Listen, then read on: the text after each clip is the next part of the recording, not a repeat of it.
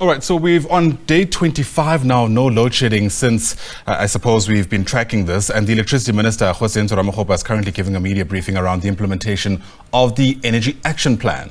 Let's listen in. Improvements in the performance of this unit.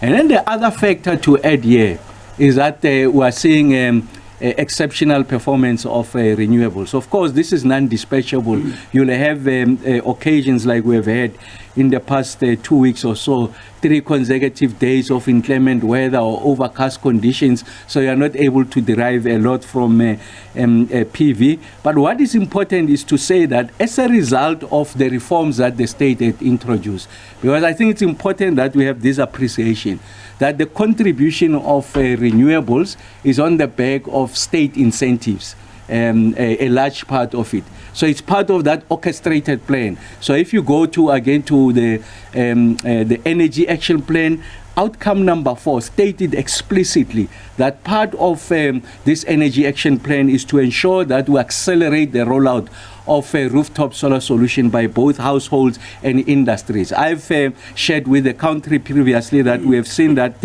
there's been a doubling of the capacity of rooftop solar.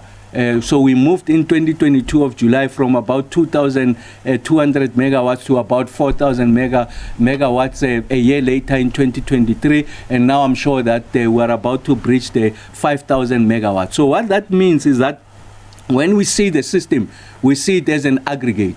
The point I dispel all the time, we are not saved by renewables. The renewables contribute to the aggregate because it's part of a deliberate and orchestrated plan. And that's why the state has introduced a number of incentives, the National Treasury incentive, to encourage people to go that route. That even in during sunshine days, sunshine in this instance, the green days, I really refer to when you are out of this load shedding situation, we'll still encourage people to roll out rooftop solar solution because we want to reduce our reliance on fossil fuels, renewables, and we want to ensure that households contribute, small and large industries contribute to this transition, if you like, this green transition that we have committed to advocating and we're also executing. So I think it's important that we have that appreciation.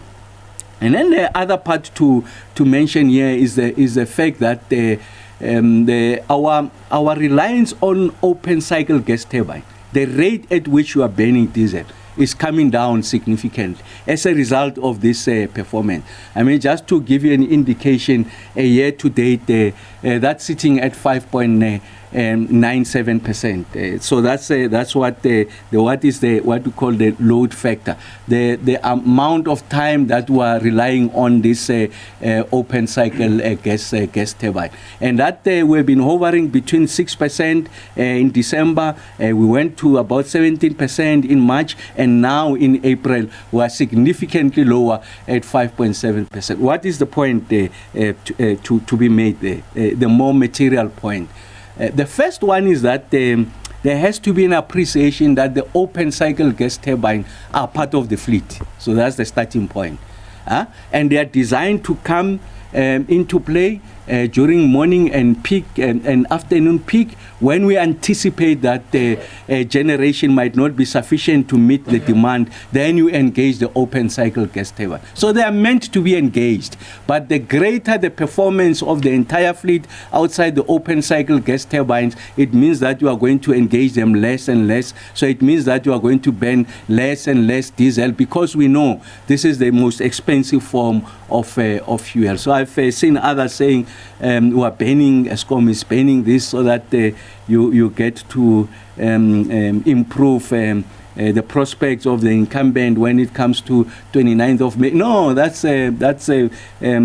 are some of the falsehoods that are peddled. What are the facts? The fact is that 5.7%, if you like, year to date, and of course we are not even experiencing load shedding. And just to give you an appreciation that at the height of the intensity of this application of open cycle gas turbine, we had them on load about 18% of the time over a period period of time. And to give you a sense, now we're at 5.7%, and yet there is no load shedding. So I think there has to be an appreciation of the facts. And of course, I do accept that others are not familiar with the facts. When we use this opportunity just to lay the facts bare to the country, so that there's a general appreciation of where we are. And then what is the prospects in the immediate future? On the ESCOM side, the prospects in the immediate future in relation to additional generation capacity. I want to repeat the point that I had made earlier on, that we are on track to recover Unit 4 of Medupi, and that will be coming on stream, on load in September of this year. We are on track to ensure that we return as part of the extension of the license and the life of our only nuclear power station, that is Kubek Unit number 2. You know, it has gone out. We are confident that we will return it in September again of 2024. That's 980 megawatts. Medupi Unit number 4, it's 800 megawatts, and we are confident of synchronizing Kusile Unit number 6 in October of this year. So essentially the point I'm making is that in the next 6 months, we are going to get an additional 2,580 megawatts just from the ESCOM fleet.